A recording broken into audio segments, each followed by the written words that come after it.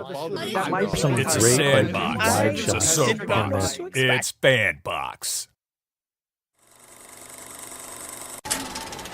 Welcome to the Real Study with your hosts, MrSniDBitS. Because I do think the movie is good. I think the lighting is struggled. I think the cinematography is okay. BlackGirlMarvel. Follow us on everything, because we will find you. All the movie things. So many young filmmakers and indie filmmakers took it and just went with it, and it became this thing. Janine DeBean. So that's what the story is, and then the film goes about answering that question for you. And me, the Real Study movie voice guy. I don't know if it's good or not, but I'm going to watch it. I'm going to try it. Produced by Hyena. Let's go to the poster wall.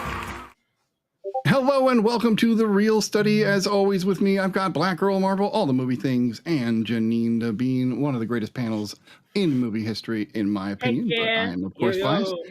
We are at the last episode of our Nostalgia Month, and it is now the MrSniDBitS episode. And I went ahead and picked Explorers from 1985 and Pump Up the Volume from 1990, which is not a kid's movie, but, still childhood is childhood. We will be covering some Diane Keaton films next week. We're going to be doing The Family Stone and The First Wives Club in honor of Diane Keaton, trying to celebrate her career. And then we'll be doing the same thing for Robert Redford. We do not have those picks TBD. We will have them soon, but you'll know what they are before the week.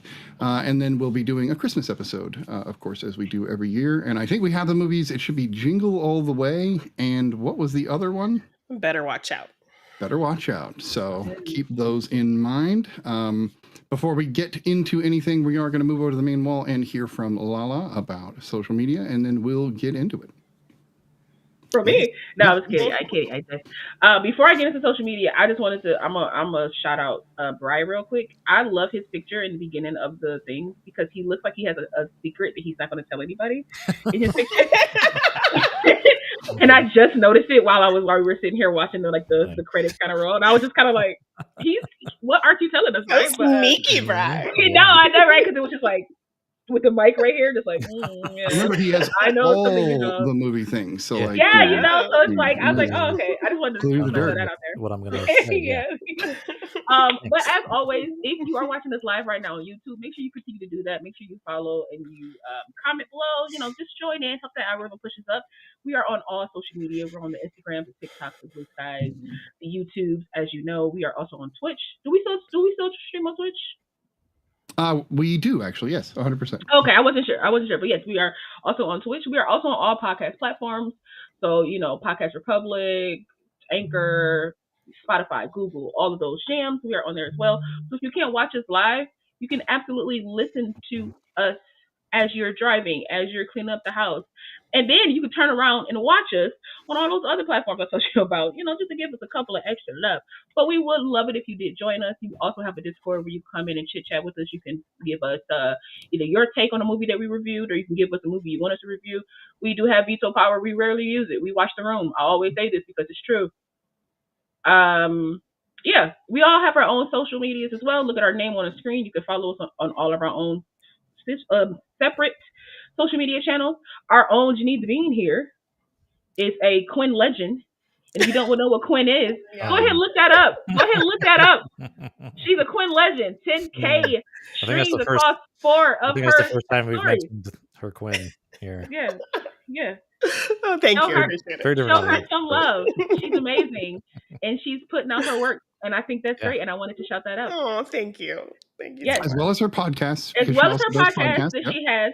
She has, I don't know the names of them off rip. So it's a wonderful podcast, and Morgan hasn't seen, although Janine hasn't seen, is a maybe. It's like our TV spinoff. So we'll talk about shows that I haven't seen and Morgan hasn't seen. Yeah. Oh, I like that. She has three more that she's working on. Yeah. Right? Yeah. Also, there's also might be a branch off of the Real Study called Real Frustrations with me, Janine, and our producer Aina. Do that. I want to see you guys do that. We are working on that. We are by the cauldron, letting it bubble up. Yes, I call us witches. We're amazing. Who's the bees? Make sure you follow us on everything. The Real Study. Back to you, MrSniDBitS. I appreciate it, La. So we do have 2 movies that have been seen, and then we have the news. I would love to get right into the news. These are more like just things that have been announced, and I want to get your takes as usual. So here we go to the news. Lightning round for the news. Right. Now it's time for the real news. All right. So we've got kind of an idea being brewed around, if you will, at Universal about more Wicked sequels. And I know that Janine did get to see both already, so I do definitely want to hear what you think, but I want to hear what you guys overall think about where they're going to turn this into a full-blown franchise. Brian, what are your thoughts? You have a look like No. You don't like it?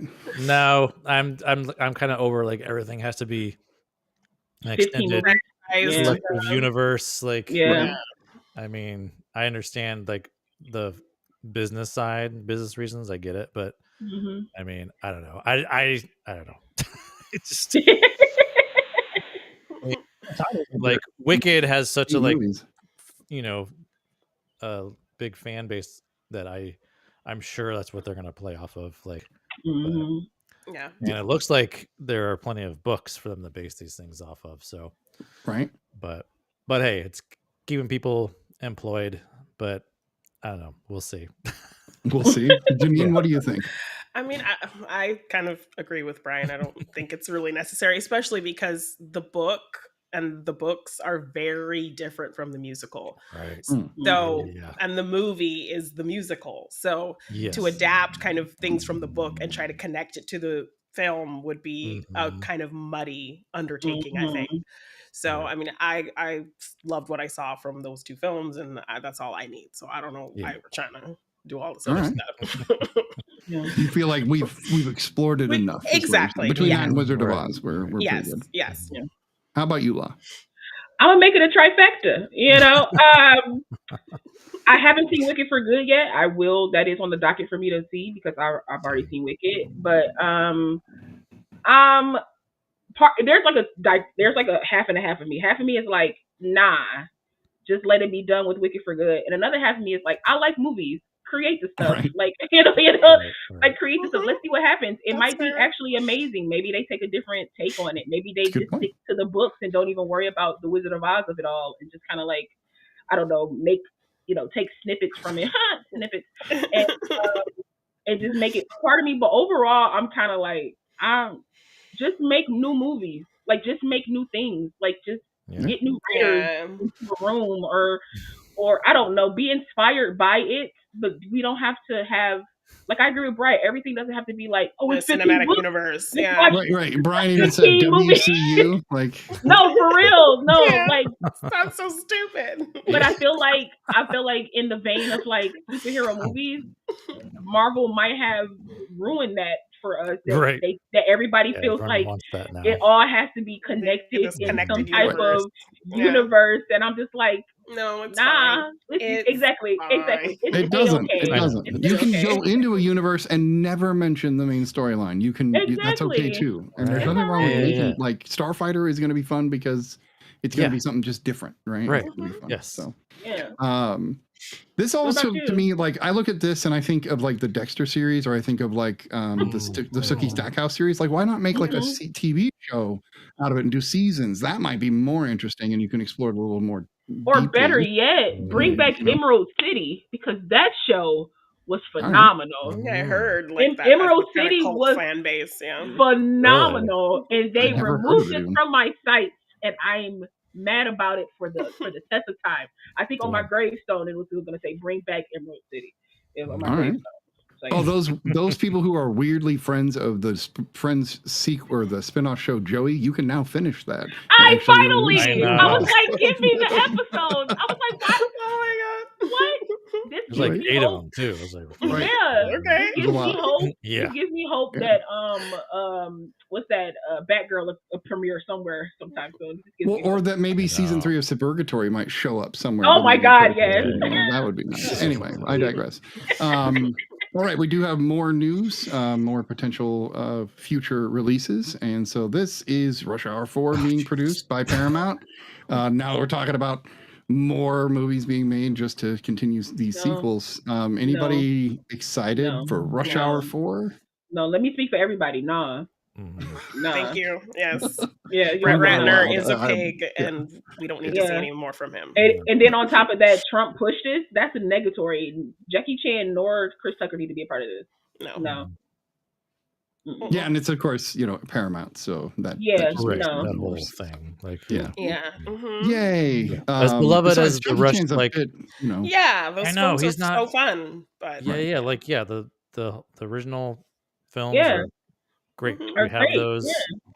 Like, let's leave it there. The Rush Hour 4, like especially like to your point, like Jackie Chan is much older now. He's not really gonna be able to do a lot of the things that he's done in those previous films. You know, so.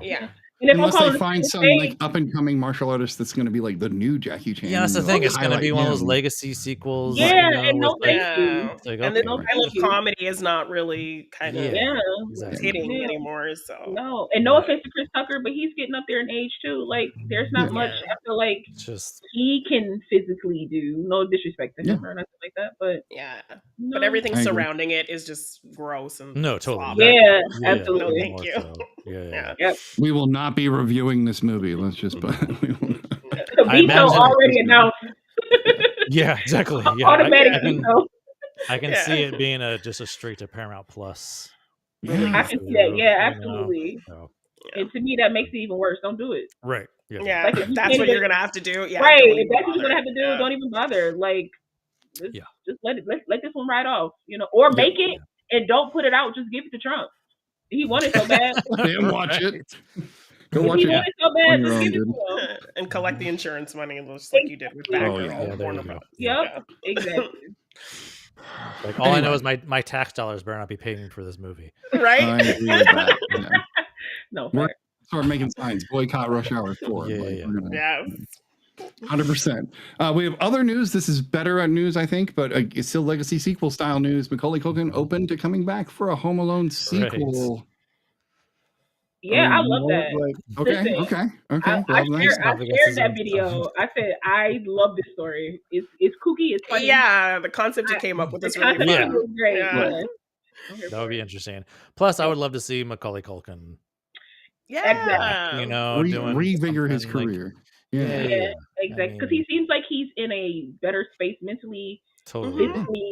Physically, he looks way better physically than he did, say, like a decade ago. However, and he just seems like he's in better spirits. He has his family. He's grounded. I'm like, and the fact that he lived long enough to see himself become the villain in his own movie in a way is hilarious. I'm here for it. I'm like, let's go, man. That'd be great. Why do I want him to have a gold tooth and have him grin a little bit or something? Something there has to be. I mean, there's gonna be there's gonna be all kinds of Easter eggs. Yeah, and Catherine O'Hara he'll be calling her, asking her for help or something. Absolutely. Or maybe he calls Fuller or something like that. I don't know. Maybe it'd just be like, I don't know, get Kieran back. You could get Kieran in it. You could. Get Kieran back there. It's just. Well, he shows up at the end to sort everything out or something. Or maybe it's a double up. Maybe like he has kids, like Kieran's character has kids, and the cousins, and the cousins are with the two dads. I don't know. It could just at this point have fun with it. I feel like there's all kinds of stuff they could do. Stuff like this, really is. With Home Alone being such a kooky Die Hard for kids. Just make it fun. Just make it also it needs redemption since the last Home Alone attempt. Oh yeah, all those and straight all those video ones. Yeah. To me, those changed the concept, right? It was never it stopped being about him protecting his family or home, and started to become this other thing. It just became about literally Dennis the Menace. He became Dennis the Menace alone. Yeah. Which is not the same thing. The motivation in 1, 2 stretches it a little bit in my opinion, but the motivation in 1 works. It all seems to make sense to me. As much as there's some ridiculousness, that's the fun. That's the fun. And so this would be a fun way to refresh that concept. Absolutely. Kind of we can similar bones, but it's a whole new kind of going about it. Yeah. Same as we ignore all the Bring It On except for the first one. You know what I mean? We just I don't know. They went horror after a while, and I was like, no, that's a great way to twist it up. So, I also figure if we can have 12 Fast and the Furious movies or 11 or whatever, that people can do whatever they want. I mean, if you think about that, then you go back to Wicked. It's the same thing. They might as well have 15,000 Wicked. Like, I hold it to a higher standard. I think that's what we were in a way saying. Like, those years had like a gradual build to that. From Yeah. stolen DVD players, stolen DVD players to space. To literally stealing. That's the trajectory. An entire safe. And driving but there's a through line with Fast and the Furious that Home Alone didn't really have. So like, so I agree with Brad. Like, there's a through line. There's like you can see why, because it's not like they just all of a sudden was like, well, let's go do these things. It was like people coming in and being like, we need y'all skills as drivers to do this, and then eventually they were like, Yes, Hannah, she didn't know. Hannah didn't know. They do go to space in 9, 100%. They missed the mark though in 10, and I will drop it at this. But to me, the fact that the Fast and the Furious X or 10 ends on a cliffhanger, but literally they don't stop the car on the literal cliff that the movie ends on for the cliffhanger, makes me angry. They missed a chance to make a perfect They could have had fun with that. Yeah, they really could have. And I was just like, damn it, you guys dropped the ball here. Because they know how ridiculous they are. So like, just lean into it with just lean a little further. Lean over the cliff. Right. Yeah. All right. So we got 2 movies you guys got to see this weekend that were, one was a newer movie and one came out a little while ago. Let's start with Brian. You got to see Rental Family, Brendan Fraser. What was that like? Fraser. That's really great. It's like, it's one of those movies that it's the perfect time of year to come out, with like, it's this time of year where it's all about kind of connecting more and gathering and giving and just gratitude. And I think this film kind of like really hits home on a lot of these things. And for just the basic premise of the film is basically Brendan Fraser is this like kind of struggling actor living in Japan. So it's already he's like a fish out of water kind of scenario. He does speak Japanese though and everything. So he's kind of been there, but still he's like a giant white bear. So he sticks out.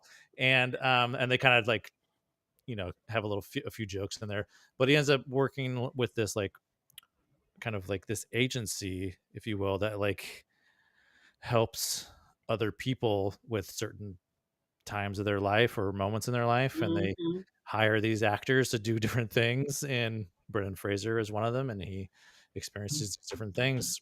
And they're all just like, he really starts connecting and almost kind of like, in a way, he kind of like steps over some boundaries and like struggles with the actor version of things he's supposed to do versus his human, his real life side, you know, and it's really touching. And like I cried like 3 times in this movie. I'm like, damn it. I know. But usually if I cry, that means I'm really connected to it. Yeah. Right. Like, great. It's just so good. It's funny, heartwarming, heartbreaking. And it's just really, I mean, Brendan Fraser's great. The whole cast is really great. It's a gorgeous film too. Like, it made me like, I've always wanted to go to Japan, but this like really made me want to go to Japan. Like, Japan is gorgeous. And they're just like some really great Japanese actors in this too. And, awesome. And yeah, it's just you're not gonna, hate going to this movie. So go see it. All right. Yeah. No, well, I mean, Brendan. I wanted to see that. I saw the trailer for that. And it was like, I need to see that. Yeah, it's a really good concept. Yeah, totally. Yeah. All right. I definitely going to watch that one. Again, I agree with you. I'm a huge person when it comes to Japan. I wanted to go there my entire life. So that's just going to make me want to do real it. Study in Japan. Oh, hey. But yeah, even talking about Fast and Furious, Tokyo Drift is my favorite because it's like, it's Japan. I can just watch that one because it's Japan. So yeah, I'm 100% on board with you there. Janine, you got to see the new Emma Stone film. You're going to pronounce it. I'm not going to pronounce it. Begonia. Yeah. All right. Yeah, I saw this a few weeks ago, but I hadn't had a chance to really talk about it yet.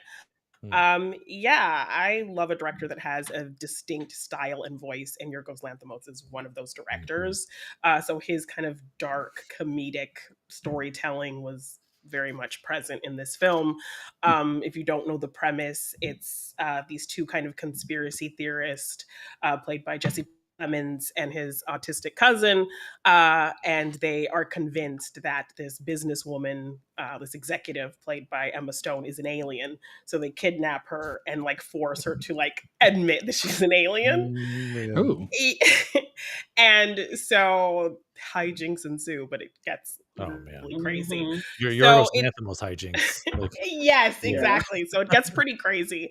So I just love kind of the tug of war that's happening with this film, because one minute you're thinking these guys are crazy, and one minute you're like, wait, is she really an alien? No, like no, they're crazy. And so they play with you constantly throughout the film. What's the actor's name? Aiden Delbis. He actually is on the spectrum. Like he's in this like autistic like theater group, and so he was kind of plucked from there to be in this film, and I think he did a great job. And you really feel for his character, because you can see he's being very much manipulated by Jesse Plemons' character. Jesse Plemons has to play to a lot of things. You know, he has a bit of kind of you think like he really believes what he's saying, and he feels like he's the only one who really knows the truth about everything. So he has kind of the superiority about it. But he also comes off as kind of crazy. And then there's an element that could play to this all being about revenge for him. So those are all elements that he plays to really well that get you really confused still about what's happening. So you don't really know the truth until the very end, which is just kind of a fun back and forth that the film takes you on. So I really appreciated that about this film. Of course, some strange things happening, some cool visuals. Emma Stone is really great because, you know, you kind of think she might be because she's very kind of cold and serious. But then, like, is that just because she's this, like, cold, serious businesswoman? Exactly. Like, yeah. So these actors are doing so many great things to help kind of pull you around. And so that's what I really loved about the film. I had a lot of fun with it. It's crazy. And it's a wild ride. And it does have some pretty dark things in it as well. So yeah, be warned. But I really enjoyed the creativity of this film. Yeah, I wanted to see this film. I wanted to see that. It's good. It seemed interesting. I think both also, of them Yorgos are... Lanthimos is a huge Friends fan. Oh, okay. Nice. Which is funny because juxtaposed to like his dark humor. Yeah, he loves it's so like bubbly.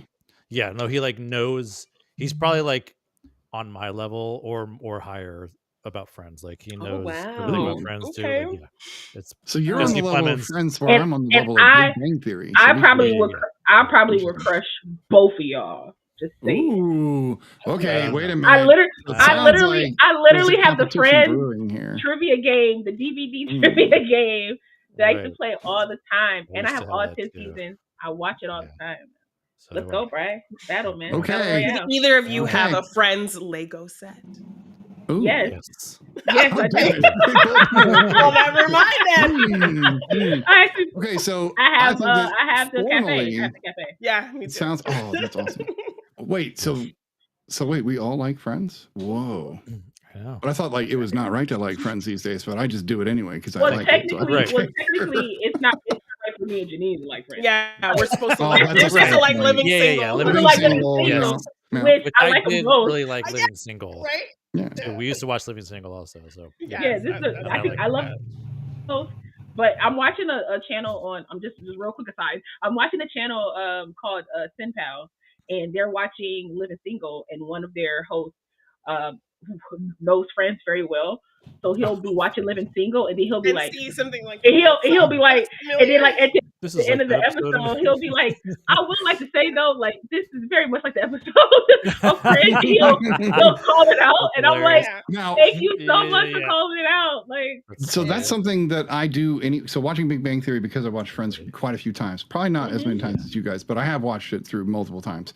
But I watched Big Bang Theory through like 50 times, like a bunch of times, to the point where I pick up on all the. I'm like, this is literally pulled right out of a Friends episode, or this is literally pulled out of a How I Met Your Mother episode, or you could even be like, no, this is just sitcom tropes and like how they work, and they're picking from the like pile. And you're doing 250, 300 episodes, like so you're gonna pull some of the same stuff. And I'm not saying the Living Single wasn't ripped off, because it was. You could go back to like Three's Company, right?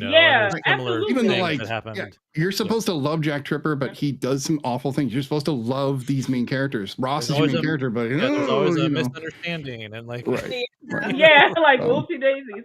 Oh, but for Begonia though, Emma said that she wouldn't shave her head unless Yorgos shaved his head. So that was her one condition. That was her one condition for shaving her head, and I was like, oh, I want to see the movie even more. She's so committed. I believe she will be her generation's Meryl Streep. I genuinely believe that she will go on. But you know what though? I appreciate the fact that she has had a career long enough that now they are, because they put you in these positions, right? Like, you bide your time, you do these movies, they see that you have a certain type of star power, and now she can start doing stuff that, like, I'm not gonna say her stuff before it didn't matter, because that's crazy. I love her films before. I mean, it's amazing for Aloha, though. Right. So it's but you know, that was EVA is awesome. But you know, we're gonna let her just think about that one. You know, she needs to sit on that one. Let's not do that in the future. She knows what she did. Yeah, let's not do that in the future, baby girl. We love you, but let's not do that. She's made jokes about it, so so I think she's figured it out. But she's not in a position to like do I guess like grander things in the sense of like the art of it. And I love that for her, because a lot of actors don't get to move in that direction. Yeah. So I think she's found that with working with Yorgos Lanthimos for so many films now. You know, she's able Didn't you do Poor Things as well? Yeah, he did. And The Favorite. And she's won. Yeah, she's in the. And she won like an Academy Award. Oh wow! So like, so it's like, But and that's what I want. I want to be like, I want to have like a Yorgos or a Ryan Coogler. Like I want to be somebody's muse. So I can always work. You know. Right. Or Adam Sandler, because he just be like, come to these movies, everybody. So maybe in the future there's going to be a trivia off with some sitcoms. We'll see how that goes. My brain doesn't work very well. I know you're like my wife. You love knowing, but the like when it's random pressure, right? Yeah, if it's randomly throughout the day, pressure. The pressure is what you don't like. The like formal. You're taking a test. I hate it, but I love it at the same time. It's like an adrenaline. I thrive. I love it like that. It's like me jumping off a bridge without actually jumping. You know. Ooh. I have PTSD, so you know, from I'm sure you do. From trivia games. Yeah. I believe you might. Of all of us, you definitely. I did a French trivia game. War flashbacks. Yeah. Right? Yeah. You hear a buzzer sound, you're like, oh my God. I just think about all the one questions I missed to lose a match and things like that. Rough. It's like not hitting that homer at the end. It's the same thing. Like, it's the same thing. Hey, Crypto has joined us. Crypto's here. Crypto's here? Crypto's hiding. He's here for us. I see. Okay. They can't see. Nobody. Yeah, you guys don't get Crypto like we do. Sorry. Crypto's just the shirt. That's not how it works.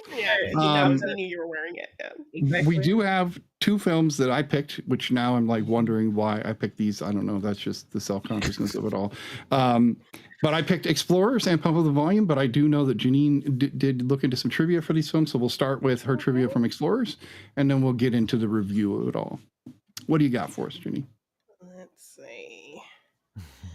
Joe Dante, released in 1985, starring Ethan Hawke. I think Sniddy got Sniddy got it. When the helicopter pilot looks at the newspaper, one of the headlines says Kingston Falls riot still unexplained. Kingston Falls was the town where the events of Gremlins. Oh, nice. It's directly tied to Gremlins. That's dope. That's so awesome. As the boys look through the junkyard for the pieces for their ship, Rosebud, the sled from Citizen Kane, can be seen sitting at the top of the pile. Whoa. Hell yes. River Phoenix, who had grown up in communes in South America, was somewhat unfamiliar with popular culture and slang words. During rehearsals, it became a running joke when he would attempt scripted, well-known words and phrases and usually mispronounce them. That's great. That's so precious. Yes. This, of course, was the feature film debut of Ethan Hawke and River Aww. Oh, man. Yeah. The first film that the American Motion Picture Visual Effects Company, Industrial Light and Magic, actually co-produced with a major studio. River Phoenix would usually remove his glasses in between takes because he felt embarrassed in front of the girls in the cast. Oh, so he wasn't trying to be a looker at that point. Yeah. Weird to hear him. He played a prude, but he was trying to like. And still trying to impress the ladies. And lastly, also in the newspaper, on the same newspaper that references Gremlins, there is a nod to another Dante film, The Howling. The headline references that a fire at the colony is suspected arson. Oh, man. Awesome. Yeah. Did you guys catch, before we get into the reviews, little funny connections between movies we already watched? One of the actors in the film that does voice acting actually acted for Mortal Kombat, which was interesting. And then, of course, we get the Tarzan yell at the end. I was like, wow, wait a minute. Like, these movies. Also, Dick Miller is in, we've reviewed Night of the Creeps. And he's in Night of the Creeps. Right. And multiple. And Gremlins. I'm about to say he's also Gremlins. And The Howling. But he's amazing Joe Dante. Terminator. Anytime I see Dick Miller, he's always somebody who finds something out. That's like, hey, what is this thing? And I'm like, why are you always discovering things in these movies?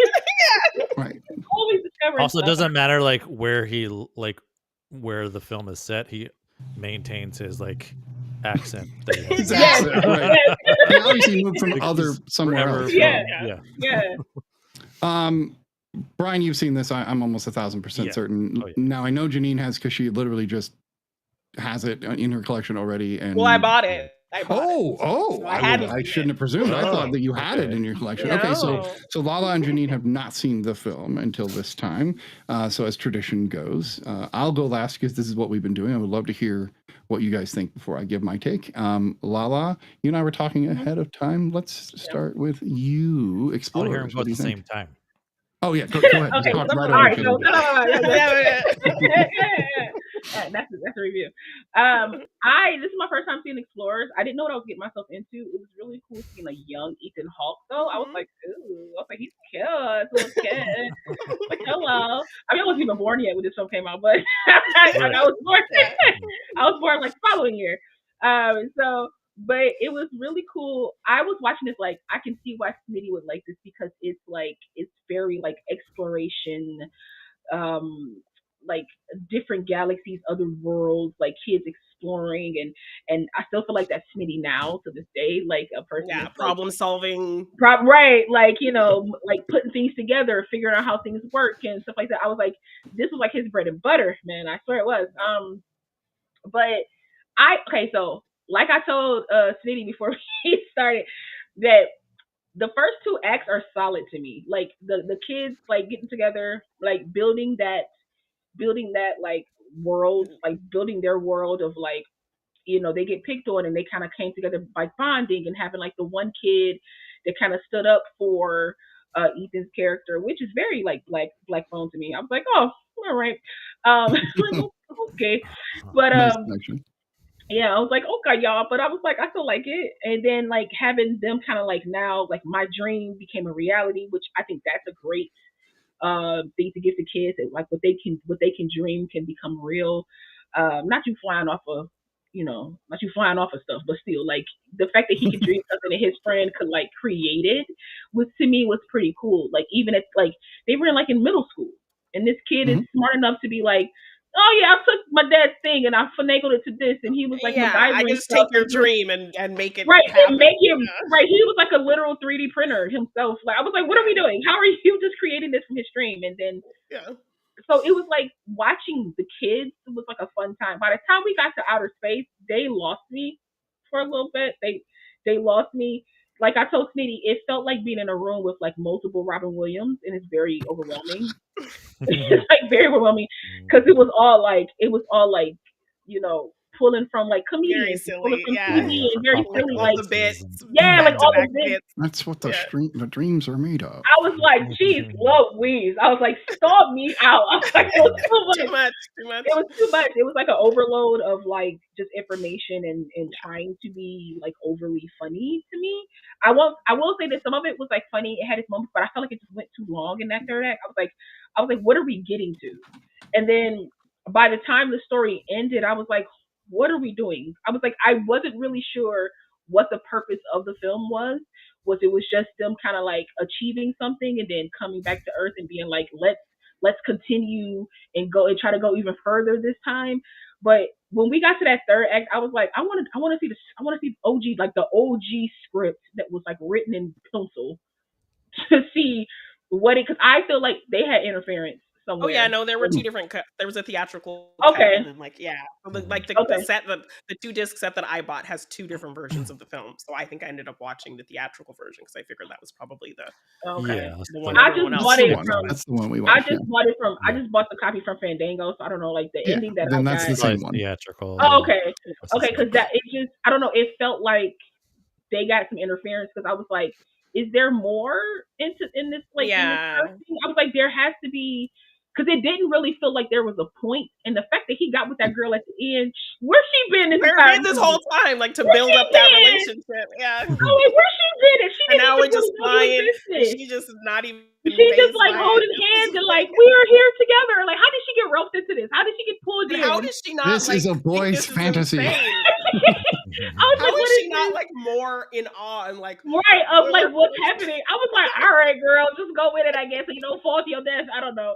But also, I find it like I find it really like this is such like a boy's kid like film because the first thing you do when you find this technology is go be a creep and go look at her window. That's the first thing you do. I want to talk about that actually a little bit when we get to it. But and go look at this girl window, and I'm just like, come on, y'all, like come on. But overall, I will say I really enjoyed it. Up until the alien part, I do like the alien designs and how like gooey and juicy it looks. They are juicy. I love that. I thought that was so good. It felt very Star Wars, like Cantina characters. Well, the spider looks like it's right out of Return of the Jedi. So absolutely. Even the little and I do love that they got patted down. They got patted down when they came in. I love that. That was funny. I know. I was like, that was funny. He was like, woo! When he saw the picture. Well, I love the little like sniffy elephant tusks that are talking to each other and like some really fun elements, but I just feel like at the last part, it didn't really bring everything together for me. It just kind of left it at a point where I was like, that's it? All right. We did a thing together as friends. So yeah. Right. Janine, what did you think? I kind of agree with everything Law said. Just like I loved that first half. I loved these boys kind of like putting all of the parts together of what they kind of think of this project. I loved all of their kind of different motivations for wanting to do this and their different reactions to kind of what was happening. Although they all kind of had pretty subdued reactions to like kind of the crazy things that were happening. I kind of expected them to be more like animated in terms of like the crazy things that they were doing and that they were getting to work.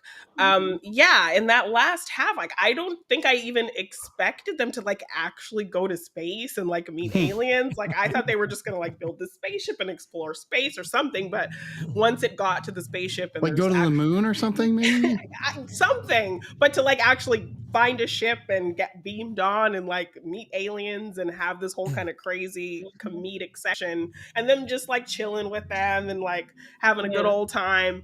Falling in love with old girl. I'm like, all right. Well, I'm not seeing anybody. I don't have a girlfriend. It's not serious. Yeah, but even that whole conversation of like, we want to be friends, we want to learn from you, and then immediately like, oh no, that's not going to work. Okay, we're sending you back. Like all of that kind of didn't get developed. So like Law said, it felt like kind of what happened to the point of all of this, if it was like so rushed to like, we don't need to we can't do this anymore, so we're going to send you back.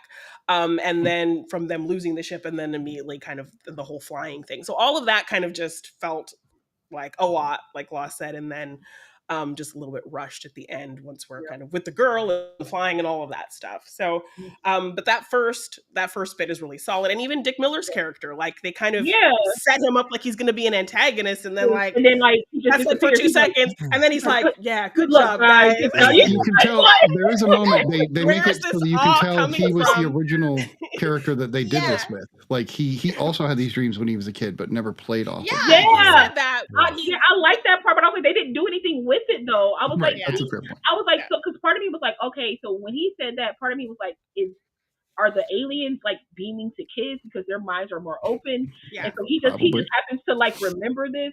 And I thought it was like that same thing happens to him. Where he pulls in too. I would rather see him flying at the end than like Lori flying at the end. Doing the same thing. Yeah, like I thought it was gonna be a whole thing. Like that's why he's a pilot now, because he wants to be in the sky. Like they dropped that so quickly, and that could have been a really interesting thing to focus on. What really is gonna blow your mind is that it's actually not River Phoenix, but it's actually Ethan Hawke's character in the future as an old man. And I thought that too. Like I was like, because they keep continuing the technology and eventually like find time travel and like right. No, when he looked up at him with awe like that. Explorers too, man. Yes, for a millisecond, I was with him with all this awe. I was like, "Are they doing an Interstellar thing where like this is him in the future?" And like, I know. I literally that thought crossed my mind. Maybe Nolan got the idea from that. I got that for like a millisecond because the moment he was like, "I didn't get dreams like this since I was a kid," I was like, "Is that him?" Yes, exactly. I thought the same thing. So yeah, like that third act just I think kind of lets it down a little bit because it's a bit it's disjointed. There's a lot going on. We get there very quickly. We don't stay there very long. And then we kind of tie everything up really quickly as well. But beyond that, I had a lot of fun with the earlier elements of the film. I liked kind of really establishing the differences between these characters, their different motivations for wanting to do this, and their different reactions to all the kind of fun things happening. So absolutely. I like it. Also, can I touch on what Bryce said in the chat? He said Joe Dante was into lens flares before it was cool. Listen, the scene of them walking down to the creek and that light coming through, I was like, that's beautiful. I was like, I'm pretty sure Bryce was about it. I will say there was a little too much environment there. Like they it's like they had to roll right away for some reason, and they didn't let the smoke machine die down. Usually you let it go. And then you let it settle for a little bit so you don't see how much smoke is flowing into the light. You just want to have enough to see those shafts of light. So it's for me that like sticks out. I'm like, oh, they just had to go real quick. So they didn't wait. Let's headcanon that for a minute. It's they're wearing jackets, which means it's fall, which means somebody has a stove going, and that's just smoke billowing down into the creek, and that's why we see what it is. I could headcanon this entire movie for any holes you find. I will do that. Yeah, I think we can all do that with movies we love. No, for sure. Brian, you saw this when you were a kid, I assume? And oh yeah, I've seen it multiple times over the years. Loved it immediately. It only has like 49% on Rotten Tomatoes, and I'm like, I mean, to be fair, like, you know, watching it as an adult, and Janine and La's critiques are valid, you know, because like some of that stuff I see too, where it's like, oh man, like watching this when I was younger, I was like, no, this is what I want to do. Like, this was like a boy's fantasy. Like build this ship and like have it work and meet aliens and have a big adventure. What's funny too is they do kind of mention some of the sciencey stuff about it. You know, like River Phoenix's character is the one that's kind of like kind of explaining like, hey, we can't do this, or this is why this is happening. Even though this like the sphere that gets created is very, you know, out there. But I still love it just from the sheer nostalgia of it, and just like a fun, again, it's like a wish fulfillment type of thing, which a lot of 80s films were like that, like The Last Starfighter, you know, my favorite. And seeing these, like the kid actors are really great, even they're phenomenal. Holds up today, you know. and seeing some of these, like seeing James Cromwell in this, and seeing there's a tiny I can't remember the actress's name, but she has like one line in the movie. But Mary Kay Place, the mom. Is it Ethan Hawke's No, mom? the teacher. No, maybe? Oh, no, it was like a I don't know. Was it the teacher? I'm forgetting. But teacher didn't have a ton of lines, but she did have. She's one or been two. no, it wasn't the teacher. It was like a town hall or something like that. I can't remember, or maybe. I know you're talking about. Yeah. Anyway, he has like dark hair. I know you're talking about. Yeah. But there's like, and then Dick Miller being, like we mentioned, he's in all these movies. He was like a staple in the 80s. But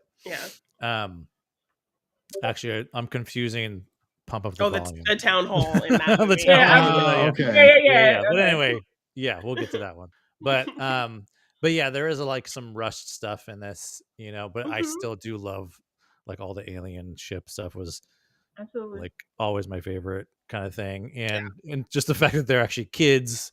Right. Get aliens. I don't know what they're doing. The ease they have with everything is just like really fun. Because like I said, you would expect them to be more like, oh my gosh, this is crazy. But they're just like, oh, this is cool. But it makes sense because it's kids reaching out to kids, essentially. Yeah. You know what I mean? Right. Yeah. And like my whole thing with that, like I felt like the aliens had already like somehow like communicated with their ship and took it over. Because they wanted to try to communicate and then learn from them and tell them we're safe. Like we just want to be friends, kind of thing. Yeah, we come in peace. But, it's still a fun movie. It still holds up. Yeah. Like, and the effects are still like pretty really solid. Pretty solid. Yeah. A great mix of visual effects with like practical, like the whole scene where the ball is destroying the basement. Like that was a lot of practical whole room effects. up. Like just crazy. And like that was of course before Flubber, right. Yeah, exactly. Yeah. And of course, like there's like one of the most gorgeous shots in the film is this very like heroic, epic shot of the ship with that's where all the like lens flares are. That's where I was like, oh, look, just lens flare city in this shot. It's nice. It's a slow kind of like dolly, and the kids are like approaching. It's just like this. I mean, the ship looks like shit, right? It's just like thrown together. But in that, that moment though, it's like this thing is the most badass thing ever. Yeah, so it's just fun. Yeah. I love that they were allowed to be creative with the ship because the bubble is so protective that they could just be like, exactly. The idea that they used a TV screen to be like they're looking through a TV screen to see everything, right? And the washer and dryer as well, but hey, not as cool. And of course, it's the 80s, right? So they've got all this like for us in the 80s. NASA was like everybody talked about NASA and space.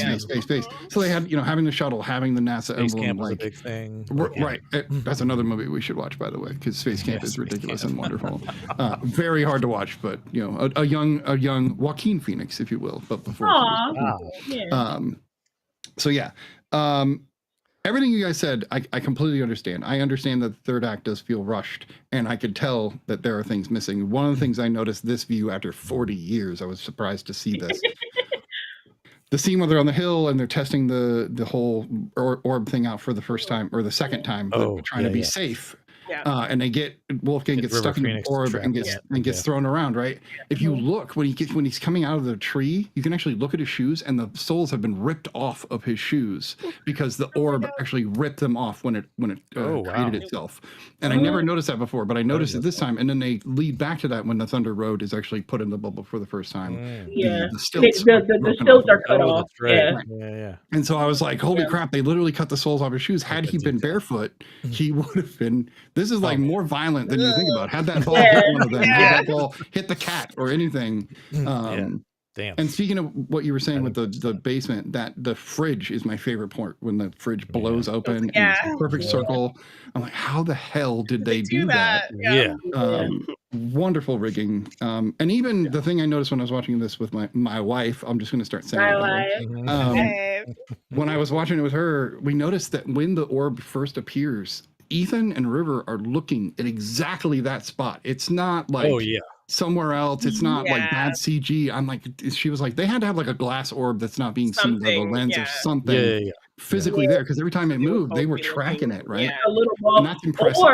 Or it was just tracked from them, so they just looked whatever, and they put it in the eye line of the boys wherever the boys looked. I don't know, but they were both looking at the same. Yeah, they had to match their eye line, though. Like, right.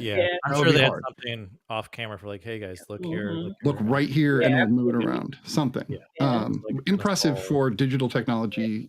There is a little cut when it expands. You can see that they literally cut the film, and then Ethan jumps, but he jumps in a way that the cut feels okay, but it's a rough cut. But what are you going to do? This is the movie that, in so many ways, more so than Star Wars, defined my childhood, in the fact that ultimately I ended up joining the Army so that I could go work for NASA, because I wanted to go to space. And lo and behold, this movie was one of those things that made me feel that way. Even the stuff that I know you guys mentioned, the creepy idea that he went up and looked in her window. I totally agree. It is creepy, especially in hindsight. But remembering the way it was in the 80s, a boy being able to see into a girl's room, just see into the room, was a big deal at that age. When you're in middle school or younger, it was something that was like a forbidden place, a place that if you saw it, it was magical in a way. And I think that the Ben character at least is like, oh my God, she's on the phone. I love just watching her do whatever she picking out does. all the innocuous things that she's doing. It's not well, Darren's on the ground going, she's not even naked. And I'm like, Darren, dude, Ben's not in it for that. Ben is in love with this girl. Right. And so I don't understand the motivation. Yeah, I don't excuse it, but I do understand it from the era. For that era, right. Exactly. It's a lot of era things that you're gonna have to look past. But I was still pointing out, that's crazy. No, you're totally right. We should not be encouraging boys to get into spheres and look into exactly, or climbing trees. Right. Back to the Future, a year later does more of that. But at least they shame his character. He's not known as a good thing for that. The dream stuff, I think it's great because they start at the beginning, and he's been fantasizing about falling in love and being with this girl the whole time. So her finally, when they find out who she is, the aliens are the ones feeding these memories into their head and giving them the dreams. So to me, they were like, hey, if we show her what this is all about, maybe she'll get interested, and then Ben can fall in love with her. And so as much as you have to add all that in, I think that's what's intended. And so I don't know. It was, to me, it felt like Stranger Things knew what they were doing, and they pulled from movies like this to make Stranger Things, because I kept feeling like walkie-talkies and staying up hatching plans and what you guys were saying earlier. I don't know. It made me emotional watching it. I would like her there from the beginning, or in the middle, maybe the second act. Somehow she makes her way in. I think that would have been cool. Or maybe she finds them in the creek bed. And goes, "What are you doing?" And don't worry, and then they fly off. Yeah, and then she's like, "Holy shit, I saw something cool." What was that? Incorporated her a lot more. It would have kind of felt more satisfying. It would have. Bringing her in earlier, even maybe she would have granted, there's only so much space in that pod, but still, if she would have been able to come along with them. More that would have been able to have more of a connection with Ethan Hawke and her too. But no, absolutely, because they don't talk.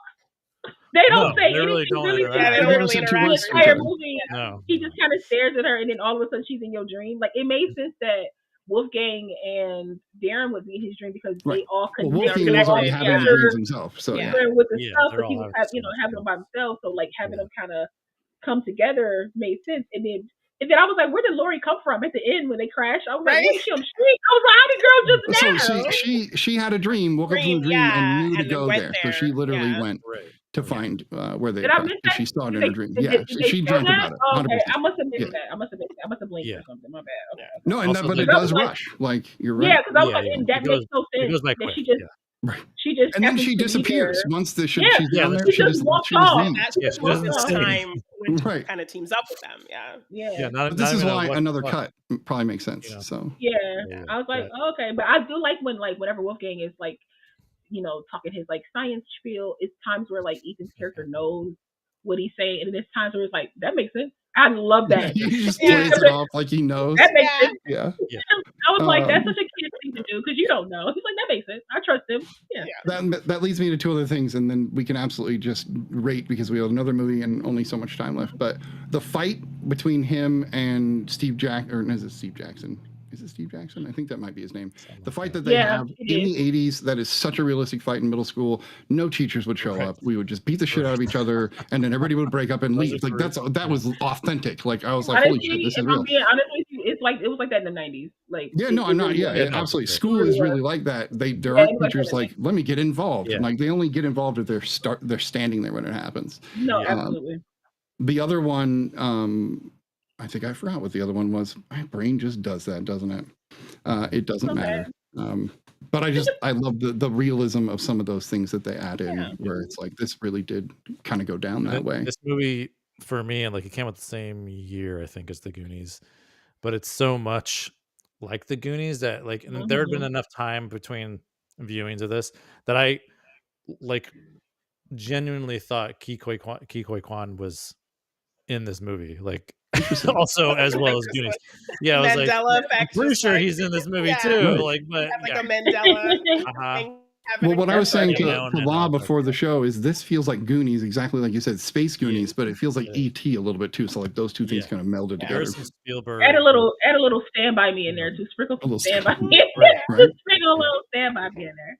Yeah. The river. Yeah, it does feel like Spielberg in a lot of ways. It Like, does. there are definitely certain moments in it where I was like, man, this really looks like a Spielberg Yeah. film. Yeah, I mean, Joe Dante in this Camera era work. definitely was Yeah. kind of giving that energy. He of learned from Spielberg. watching Spielberg. Yeah, 100%. Yeah. Right. Yeah. Yeah. I agree Yeah. with you. Mhm. All right.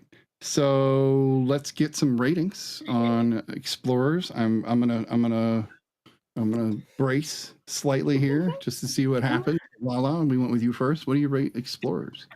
On that first half alone, it's a 6.5 for me. So like, I own this film now. It's a 6.5. So it's not.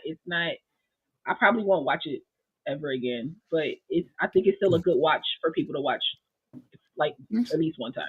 Yeah. I agree. I've watched it enough times for you. You don't have to watch it again. So you're good. Absolutely, yeah, absolutely, yeah. But if it was if that third act was a little bit better, it probably would have been like a 8, probably. So it's Okay. Janine. Yeah, despite my issues with the third act, I loved the wish fulfillment quality for like a little boy in this filmmaking, and I kind of like what both of these films do that we're talking about. Felt like they were made for their specific demographics. So I love that quality about it as well, and I'm happy that I own it on physical media. So I give it a 7. A 7. Brian. It's an 8 for me, just because it's still really fun. I still want to build that spaceship and go. Even like a little 3D, like a little 3D printed model would be dope. World, man. You gotta get your little Super World. Oh, what was funny too is like something I noticed this time around, because I was an avionics tech in the Navy, and you have to learn all about electronics theory, and so there's like all these, his whole dream. Like, I didn't notice this in earlier viewings, but this time around, I'm like, oh my god, that's a whole schematic he's looking at. There's like diodes and resistors and like all these different symbols. And I've had to like look at schematics so many times. Yeah. I'm like, oh my god, that's what that Recognize is. that I'm stuff. like, That's so recognize cool. it now. Yeah.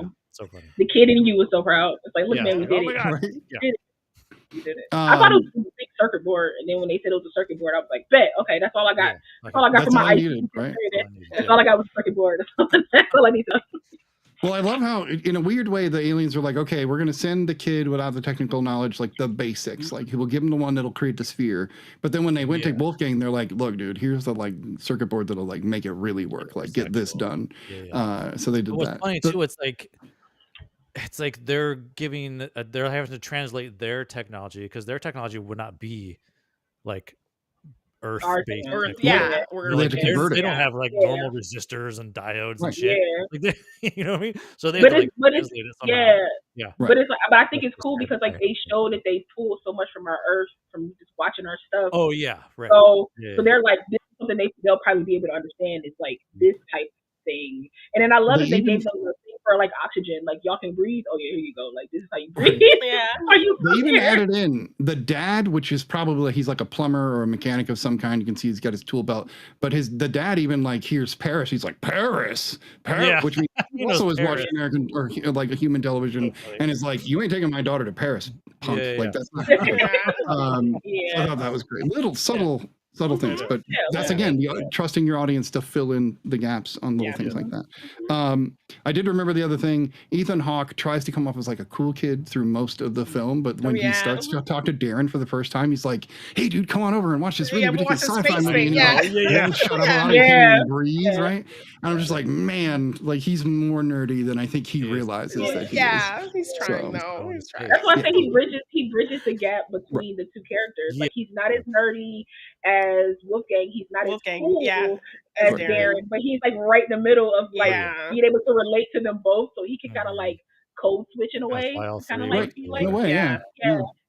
Darren, when I was a kid, I was like, oh, he's the older, smarter, and now I look at him as a baby-faced kid. I'm like, oh my God, why did I ever think that about this kid? And the most immature, 100%. The one that brings the beer, like. But it's like the house that he comes from makes sense. He's a 100%. Older mentally than them a little bit, has a different ideals. A little bit the motorcycle, like that says older. He was like, it's a carburetor. I fixed it. And I was like, carburetor, sir. What do you know about that? You know why we know that Wolfgang is a genius, right? It's not because of all the stuff we see him do. It's because his dad is a German. And he's a weirdo. We know those two things breed a smart child. I don't know why we know that, but we do know that. In the 80s, they did. In the 80s, I love that even Wolfgang goes, I just said Werner von Braun, and my dad let me alone. I'm like, that's dope. That's dope. Like, that wouldn't have worked in my house. Right? Well, he has to stash his freaking science fiction stuff at his friend's house. Like, that's jacked up. Like, who wants to do that? You can tell by the way that I could continue to talk about this movie that I think it's a 10. So there's it's a 10. Even watching this, like I said, I got misty, I got emotional. The nostalgia was really thick. I adore this movie. That's why I picked it. We are going to move on to Pump Up the Volume, which is, of course, the Christian Slater film from 1990 with a great appearance from Ellen Greene. If you know, you know. And then, of course, Samantha Mathis for her first appearance. I do want to throw one piece of trivia. You may already have this one. I'm sorry that I'm going to steal this one from you if you have it, but I always love this piece. Christian Slater and Samantha Mathis have done 3 total films together.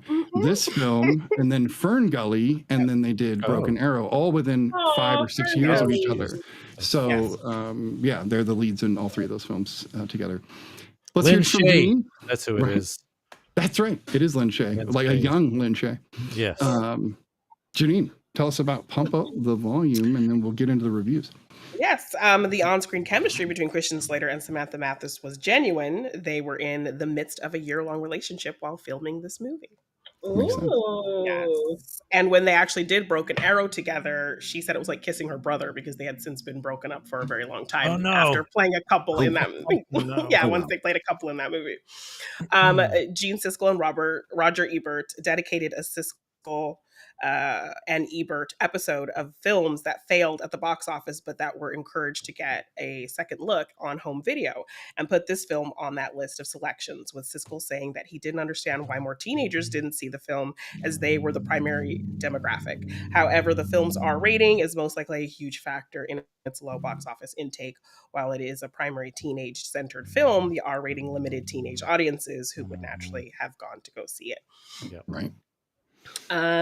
Christian Slater said this is his favorite movie that he's done because it was a special time. It was all so new, and it was a great script. So it had so much heart and emotion. So he put all that into it. Nice. Ellen Greene was cast because director Alan Moyle liked her performance in Little Shop of Horrors. Suddenly Seymour.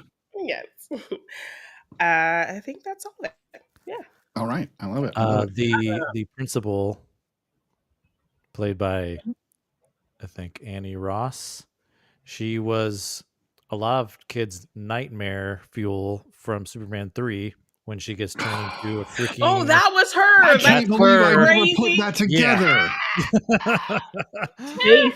Talk about good acting. Like, I separated her in my head. The glasses off of that one. The glasses came off. I am... Yeah, now I see the picture of her, because she looks like she did in Superman 3 in her picture on IMDb. Yeah. Holy crap. Yeah. Changing She my was life. already terrifying in this film. Yeah, exactly. Yeah. Oh yeah, she plays a bitch to perfection. Like such a to bitch. perfection. Yeah. So who had never seen Pump Up the Volume before this weekend? Whoa. Okay, I turned you guys all on to a movie. That's also rare. Well, let's do this in reverse order then, and we'll go with Brian first, and we'll go around and see what you guys think. Pump Up the Volume. What do you got for it? Pump the volume. Yeah. I like that this is like a different kind of take on a teenage drama, kind of high school era film for like 1990, late 80s, early 90s ish time frame. It was great to see like all these, actors in it that have like we've known throughout so many other films, like the Seth Superman Green pops up in there, I think. I know. I was like, is that Seth Green? I was like, oh my God. The baby. Yeah, I was like, I said, look at all that hair. Right? Crazy. Yeah. I was like, man, I was not even sure if that was Seth Green. Like, that looks like, yeah. But it's like a blip and you miss him, though. You know what I mean? Like, he's barely in it. But yeah, I like this idea that he has this alter ego as this, like, radio, like, pirate. And kind of like, and he can totally but he can't socialize around he can't people. socialize, which is kind of like the Clark Kent version of it. I mean, like this alter he's ego. more subdued and like he's shy and like but when he's in his radio world, he's able to just be himself. Yeah, exactly, and like say all these things that he wants to can't. say. And that there's this like slowly this audience builds around it, and there are some things that I kind of struggled with the movie, where I found it like I had plausibility. To, like, the plausibility of like him rallying all these students it seemed just to like it just happened. Like I wasn't really understanding like what is he really saying that's really getting these kids to like really want to like rebel, mobilize, and like do something mobilize about what this, and like so I wasn't really connecting with that, but also at the same time I'm like, okay, but this is also like a teenage film as far as like it's that age where you want to like be rebellious and you want, so you're kind of almost looking for anything really to push you over the edge. And also it was kind of valid given the fact that the school and that it was the way it was being run was like kind of terrible and with Andy Ross's character and everything. And so there was, I kind of just wish that was like, I don't know, that there's a little more there for me anyway to like really because we get that really great moment with him talking about the girl who got thrown out of school because she was pregnant. So I wish we would have kind of gotten a sequence of more stories like that of specific events and those kind of grievances being highlighted. So that was kind of like the main one, and then kind of other things he says ultimately kind of get other people to mobilize, but we don't get kind of a strong moment like a story like that like the school has kind of effectively been responsible for. Exactly. All the other ones are just like high school or like personal dramas that people are going exactly. Little vignettes. Like the kid with the gay experience, the kid who commits suicide, like those things are just like teenage kind of pain feelings, not really anything to do with the school. So because kind of the crux end up being we're trying to expose how crappy the school is and how they are not servicing these kids like they need to and being supportive of these kids like they need to. That's the kind of, since that is the big issue we're leading up to, I wish we would have kind of gotten more stories like the pregnant girls one. They just dropped it at the end. They just dropped it more so at the end to be like the principal is terrible and she's lying about this, where it should have been like some inserts in between the show, like a bit of that. How the school's not really supporting these kids like they need to. But this has always been a film that was like on my radar from the time in the 90s too. I mean, when this came out, I was like 10 years old. So it wasn't really like, I wasn't going to see it.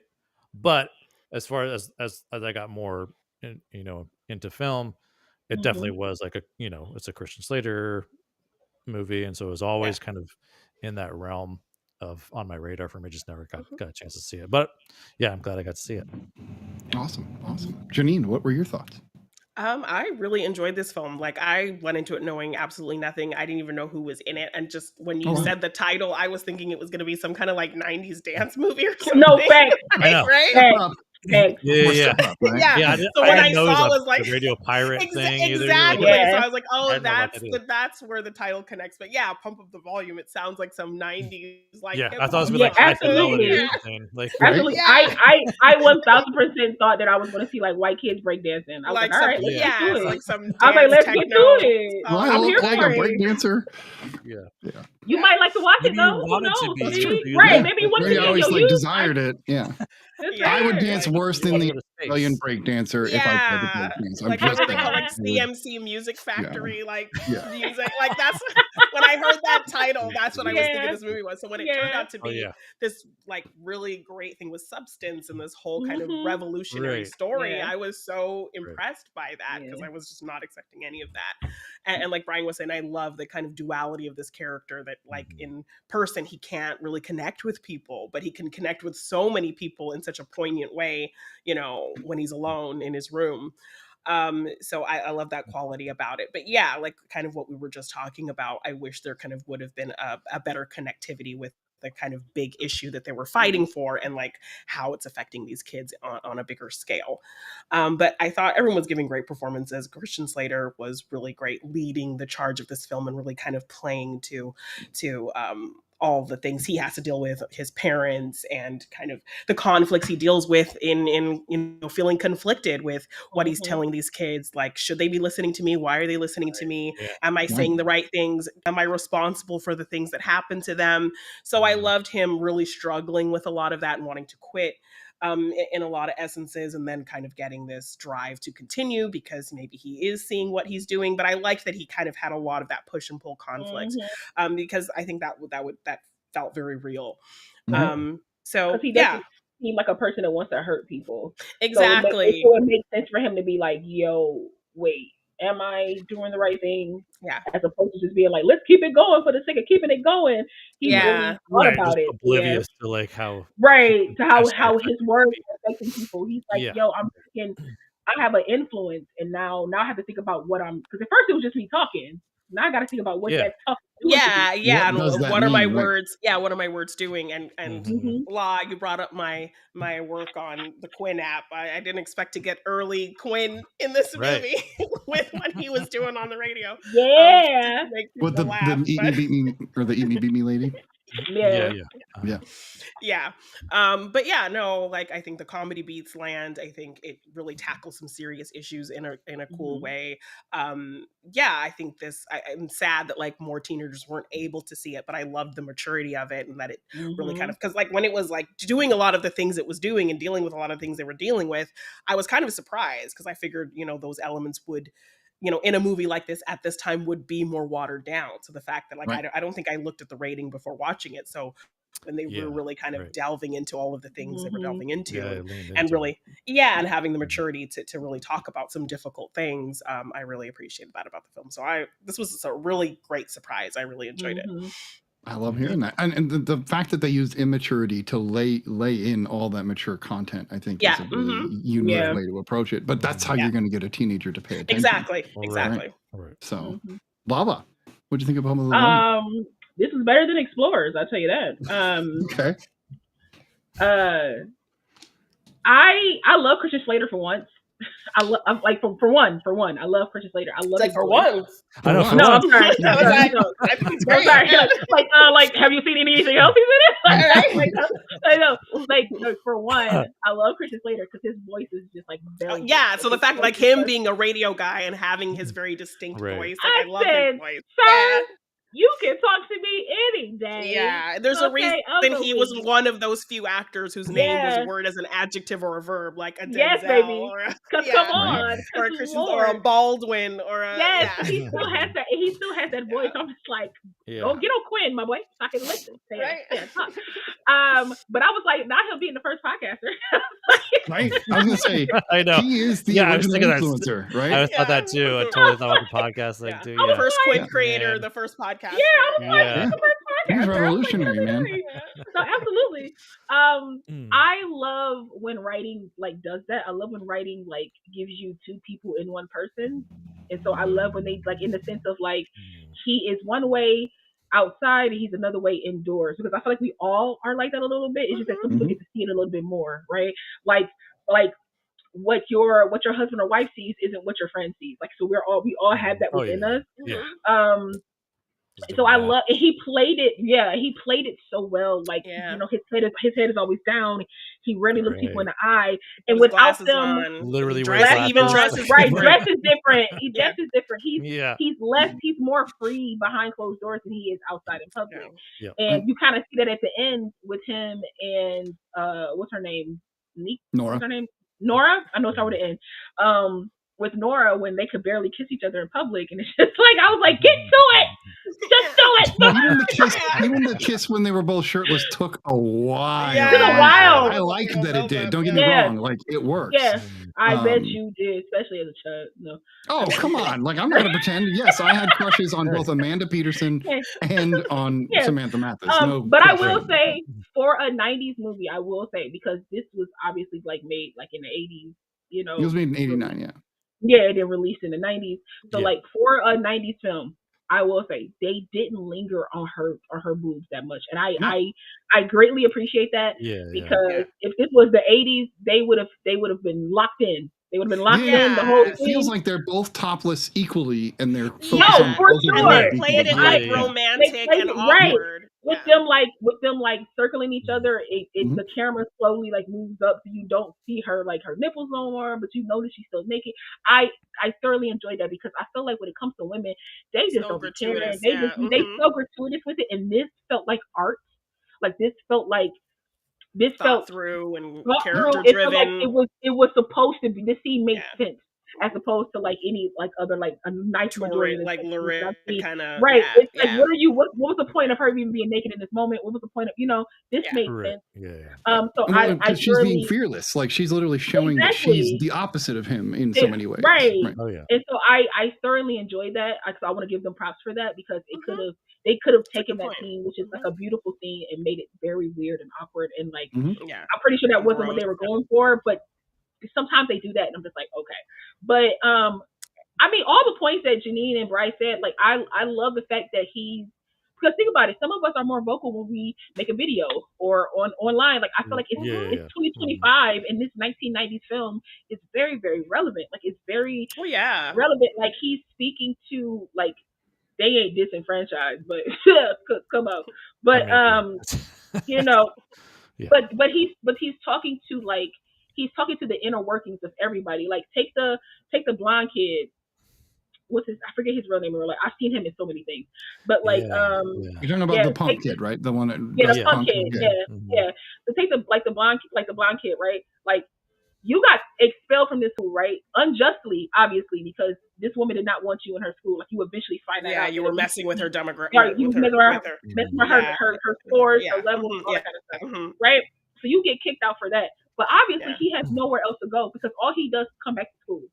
Yeah, that's all he does is come back to school. He has nowhere else to go. So like, Christian Slater's character voicing, Hard Harry voicing this frustration of, like, it fuels him. Like, everybody got fueled in a different way based on their experiences with the school. So I agree, it would have been nice to see more of what the school was doing, but I feel like you saw it in the kids without them telling you, like, like the popular girl just being frustrated with like having to be perfect her life, all the time. having to be perfect, and even when she tried to go and talk at that meeting, and nobody wanted to listen to her. Well, I wanted to, again, those are more personal and not necessarily school related. Right. Yeah. But I wanted to punch her daddy in the throat, because, like, I mean, karate chop right at the Adam's apple, like, because it was right there, because. He walked into her room and was like, "Oh, you're so pretty. You should probably go to sleep so you can stay pretty." Like, that's literally what he said.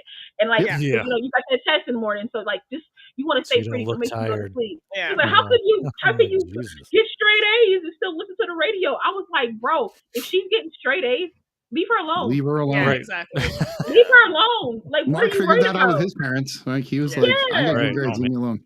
Yeah, he was like, that was the deal. Like, the deal was, if I do good in school, you leave me the hell alone. You leave me alone. Yeah. And I was like, that's a fair shake, in my opinion. To my mama, for one. I said, my mama would have backhanded me. Okay. But like I could not say this to my mom, but like I liked that everybody had like their own personal things, and they were all like all these kids were united because Hard Harry is saying things that they can't, they probably say mentally to themselves that they don't verbally say out loud. And they have someone who's listening to them, who hears them when them, no one else in their life people hear them. People write in, right? 100%. People write in. He'll call them. He'll call them if you put your number. Like, so he's giving the attention that the parents should be giving to the school. The guidance counselor should be giving. Right.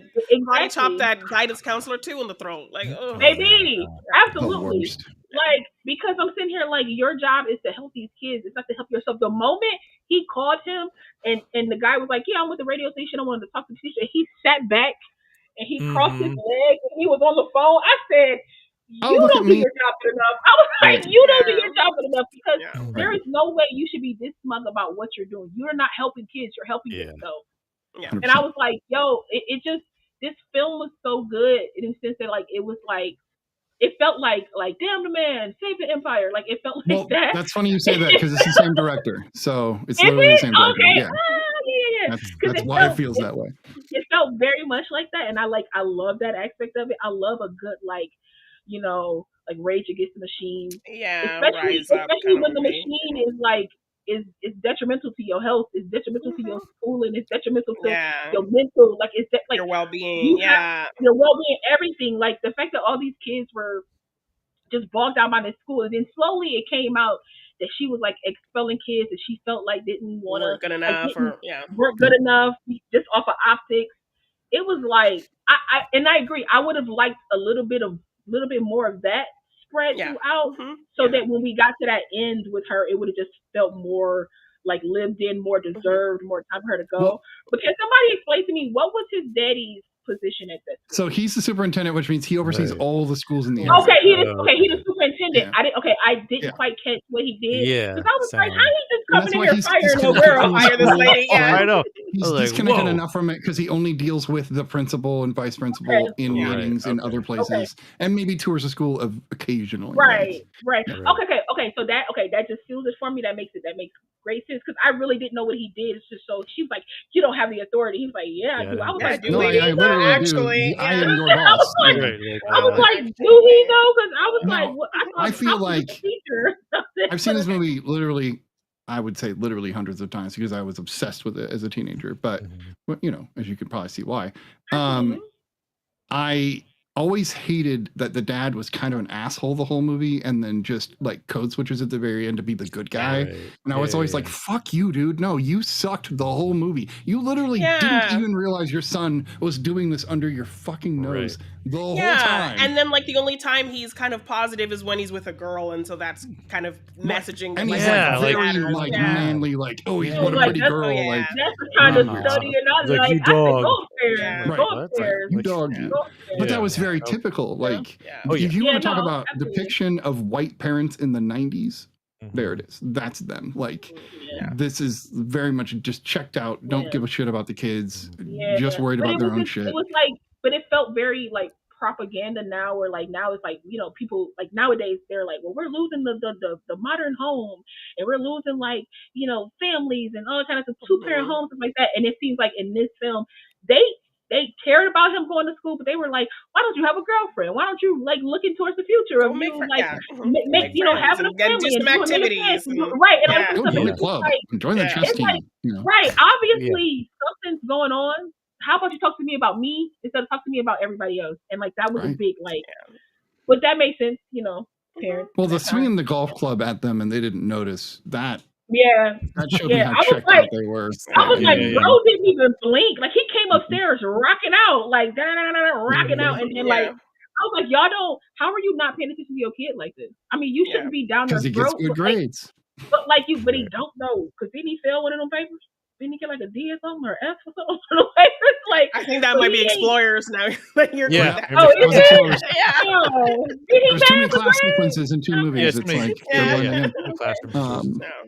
although in Explorer, I was like, that one teacher, I was like, damn, you're rude, man. Like, he's literally every student. Good job, bad job. You suck. Like, but that's No, but that unfortunately teacher, realistic too. But in Explorers, that teacher is the writer of Explorers.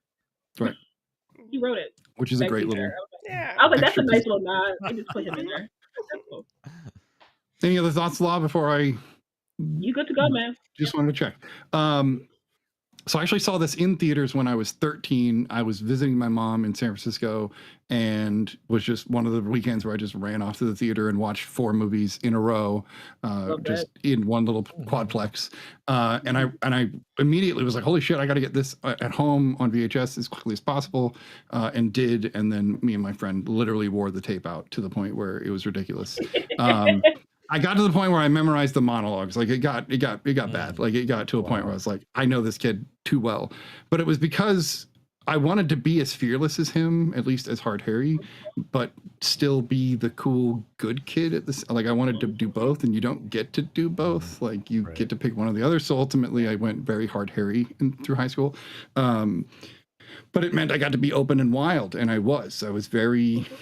Just people would constantly ask me, are you weird, crazy? What is wrong with like people would ask I want to me meet this Sniddy. I want to meet this Sniddy. I didn't like take the idea of the movie and just run with it, but it made me realize that whatever I was wanting to do, even if it seemed crazy, I could just try it anyway.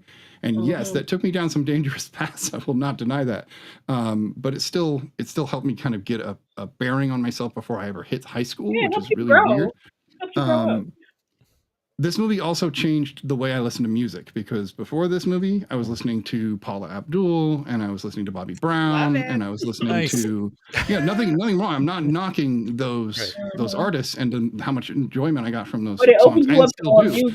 But now I'm listening to Soundgarden. I'm listening to the Pixies. I'm listening to really good rap, like a ton of good stuff. The soundtrack is loaded, and it introduced me to Leonard Cohen, who I adore. Like I adore Leonard Cohen, and so which wasn't that song covered in the opening of BVS? Right. The everybody knows song.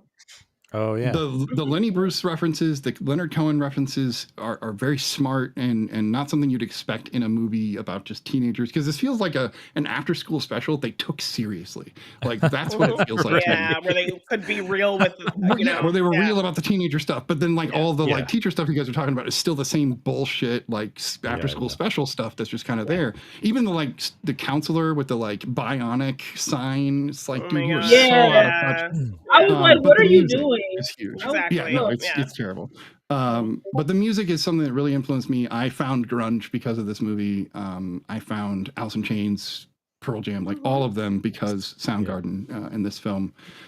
So it influenced me, it influenced the music I listened to, it influenced the way that I kind of approached, my style to some degree, because I wore the like grunge gear and I had the flannels and I wore the backwards hat, the whole deal. And I guarantee this movie was part of that. Empire Records we have helped, evidence. it was at the other end of that because I was already graduating high school. We have evidence of this outfit, sir? Can we? You want to see me in grunge? Yes, please. I have plenty of pictures that will blow your mind that I can show you, not on air, but I'll show you. I mean, hey. However I can get them, I want them. Okay. Yeah. No, I have a lot of photos of me as a grungy kid, and that's the style, not the dirtiness. Although there was some of that too. But no, it just the idea that you can talk to people and influence them and get them to maybe see your point of view was something that I was like, wait a minute, this like words matter, right? And and I love the fact that basically you have an English student, an English student who decides to go off the rails and become a DJ, but he really just was like the like good school writer, like the total nerd writer. But that was him just like but I like that though. I like that like she could see it, like the teacher could see it. Right. See it in his writing.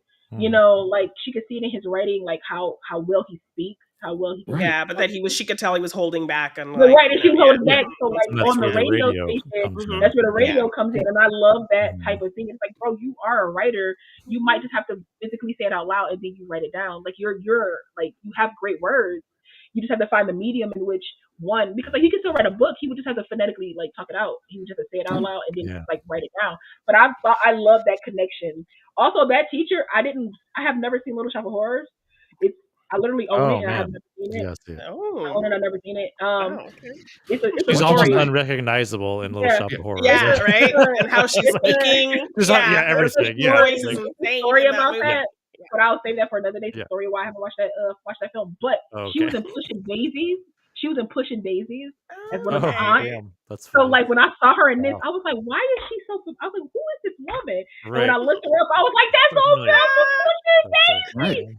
She was phenomenal in that show. But that's how it was with The Principal. I was like, oh my god. You know her. Yeah, no, you've changed my world. Like from Superman 3. Yeah. I'm scared. Oh god. And I was like, I was just seeing her getting like all messed up into like becoming robotic, mechanical, crazy. Like, oh my god, yeah. No, that was terrifying. Oh my god. Yeah.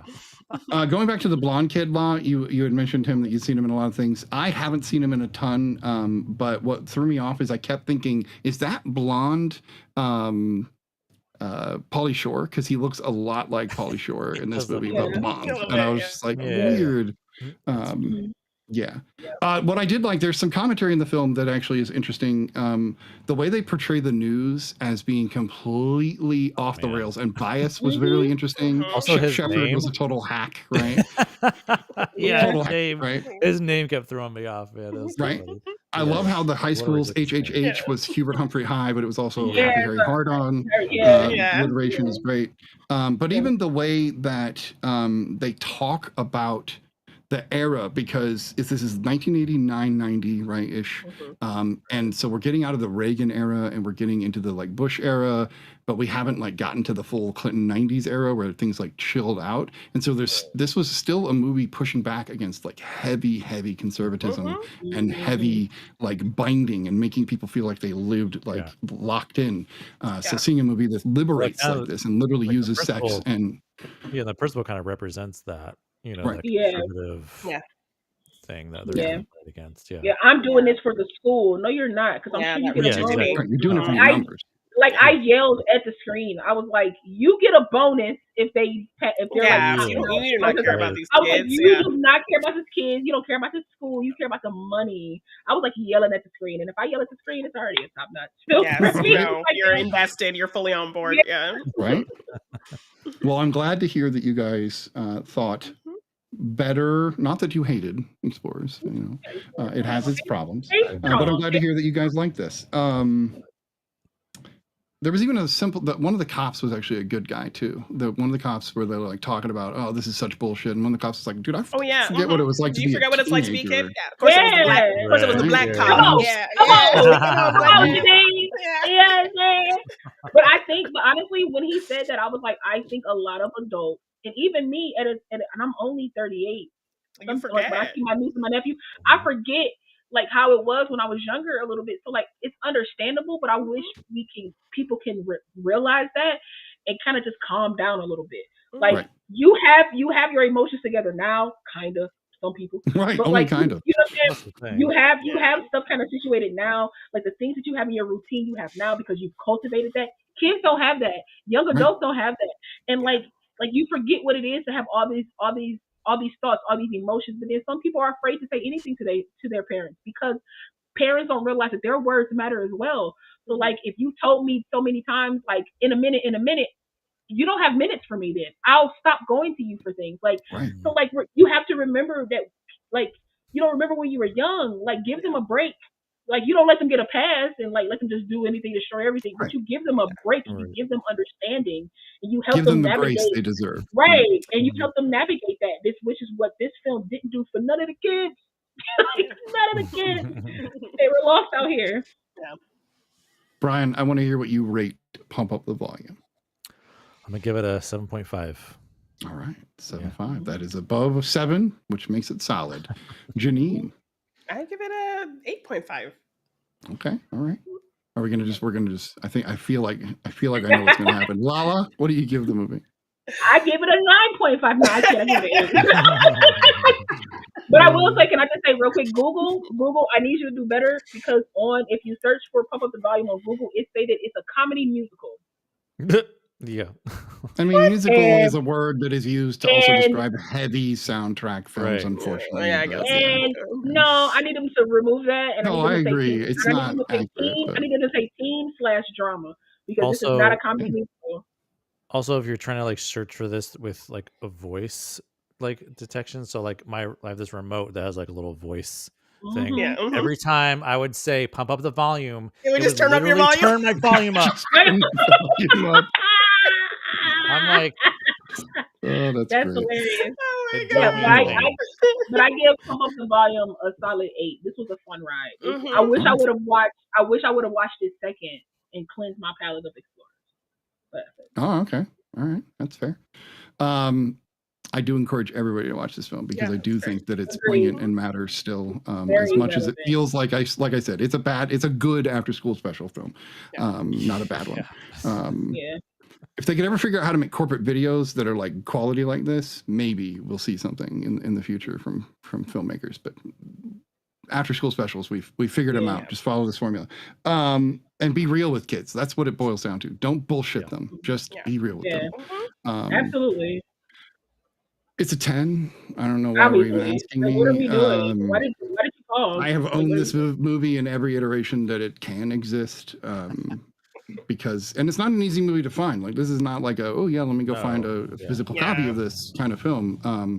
I think it even has the cardboard DVD, like the cardboard like flip out rather than the plastic. So it's that old of a DVD.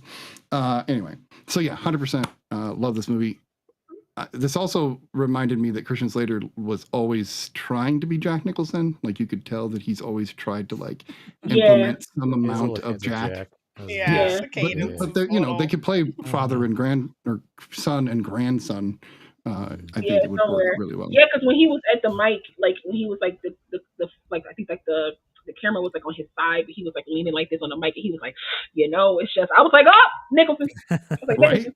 Like his mouth moved in a certain way. I was like, Nicholson, it's fine though. I enjoy it. Yes. And I think I said, I'll see if I can find the clip of it, because I watched this on my stream with everybody. I watched it on my stream, and I go like, he could have been a nice Joker.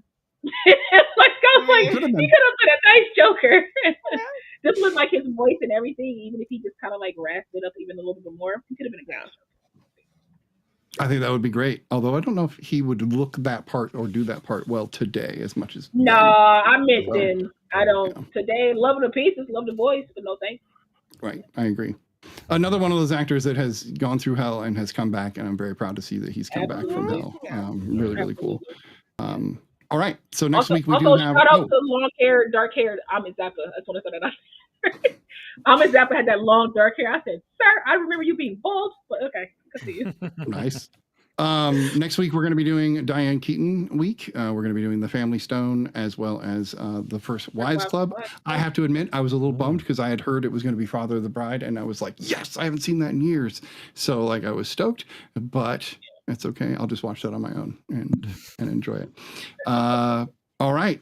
This has been episode 11 of season 5 of The Real Study. We really appreciate you guys stopping by and appreciate you guys as hosts. You guys are awesome. And Aina, thank you for being an amazing producer. Thanks, Aina. Thank you. Y'all can't see her, but her hair is laid. You know what I'm saying? Yeah, she's looking good.